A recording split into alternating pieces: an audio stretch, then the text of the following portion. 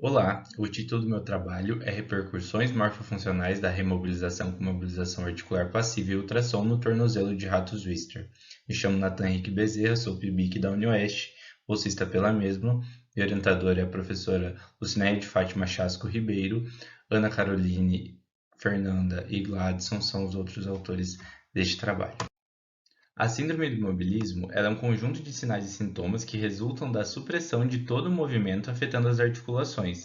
Ela é de etiologia variada, porém basicamente o que vai ocasioná-la é a imobilidade no leito. A imobilidade articular ela é um recurso terapêutico, é utilizado no tratamento como padrão de escolha em várias ocasiões, como em lesões ligamentares, fraturas e luxações, porém, ela vai gerar uma série de efeitos adversos, como contraturas e limitação articular, além de afetar os tecidos adjacentes. Na busca de alternativas que minimizem, então, os efeitos da imobilização, nós encontramos a mobilização passiva, que ela vai agir na nutrição e na amplitude articular, e também o ultrassom terapêutico, que ele vai aumentar a circulação sanguínea e reduzir a rigidez articular e as contraturas. Sendo assim, o objetivo do estudo foi analisar as repercussões da remobilização com mobilização articular passiva e do ultrassom terapêutico, isolados ou em associação, na morfofuncionalidade da articulação do tornozelo de ratos Wistar. Para o estudo, foram utilizados 20 ratos Wistar com 10 meses de idade, divididos aleatoriamente em 5 grupos, sendo o grupo imobilização, que passou apenas pelo protocolo de imobilização, imobilização e remobilização livre, que passou pelo protocolo de imobilização, mas não teve nenhum tratamento durante 3 semanas que os demais grupos tiveram tratamento. O grupo imobilização, imobilização passiva, imobilização ou remobilização com ultrassom, imobilização e imobilização passiva associada a ultrassom. O protocolo de imobilização ele foi realizado através de uma atadura engessada que ficava na região abdominal do rato, abaixo das últimas costelas, e que seguia no membro pélvico direito, mantendo o membro em extensão, e o tornozelo em plantiflexão. O protocolo de mobilização passiva ele foi utilizado com mobilização passiva grau 4, que é a mobilização que tem uma pequena amplitude e que chega à barreira restritiva. Foi realizado 50 movimentos, 3 vezes por semana. O protocolo de ultrassom foi utilizado o aparelho Sonoplus Inframed, com frequência de 1 MHz, com intensidade de 0,5 watts por centímetro quadrado por 2 minutos no tornozelo. 1 minuto era na região medial, 1 minuto na região lateral, 3 vezes por semana. A avaliação funcional foi o teste de força através do teste de preensão. Aqui eu trouxe basicamente uma linha cronológica de como ocorreu o experimento. Então, antes da avaliação basal do teste de força, os ratos passaram por 3 dias de aclimatação para acostumar então com o estímulo do teste de preensão. Ocorreu a avaliação basal. Após a avaliação basal, as 3 semanas de mobilização. Após isso, a eutanásia do grupo imobilização e a retirada das órteses e mais uma avaliação do teste de força.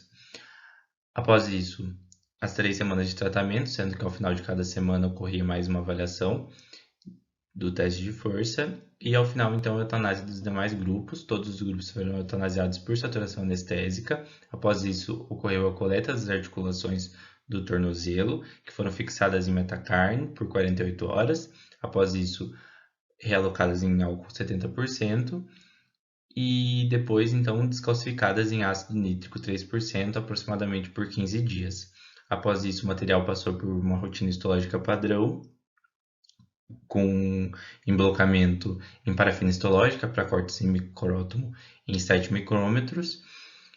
E após a confecção das lâminas, então, as lâminas foram coradas em hematoxilina e eosina para, então, analisar então, os dados morfológicos e também os dados histomorfométricos. No resultado, então, dos testes de força, das avaliações, na primeira avaliação, o grupo associação mostrou uma redução na força em comparação aos demais grupos. Na segunda avaliação, o grupo remobilização livre teve uma força inferior ao grupo ultrassom. Na terceira avaliação, além do grupo remobilização livre ser inferior ao grupo ultrassom, ele foi também ao grupo associação. Na quarta avaliação, o grupo ultrassom ele foi inferior aos todos os outros demais grupos. Quando nós analisamos, então, o mesmo grupo ao longo das avaliações, o remobilização livre ele obteve resultado superior à avaliação basal na última avaliação, e o grupo mobilização passiva obteve resultado equivalente à avaliação basal. O ultrassom manteve a força ao longo de todas as avaliações e a associação obteve resultados equivalentes à avaliação basal. Para a contagem de condrócitos, nós utilizamos então 3 regiões do talos e 3 regiões da tíbia e a média dessas regiões, sendo a região P1 a mais anterior, P2 mais média e P3 mais posterior. Nos achados, então, o que deu diferença estatística foi no talos P3, que o grupo imobilização ele foi inferior ao grupo remobilização livre, ao grupo ultrassom e ao grupo associação. Na tíbia P1, o grupo ultrassom ele teve um maior número de condrócitos do que o grupo imobilização e o remobilização livre. Na tíbia P3, o grupo associação foi superior a todos os outros grupos. E na média da tíbia, então, o ultrassom e a associação foi os que tiveram maior destaque aí com relação ao número de condrócitos. Nós sabemos que os condrócitos eles são responsáveis pela secreção de componentes importantes da matriz celular, da cartilagem articular, como o colágeno, né, que auxilia na recuperação de lesões articulares. E os resultados do presente estudo, então, eles indicam que o número de condrócitos eles podem ter influenciado na recuperação, então, dos componentes articulares, né, incluindo na membrana sinovial, que nós vamos ver agora.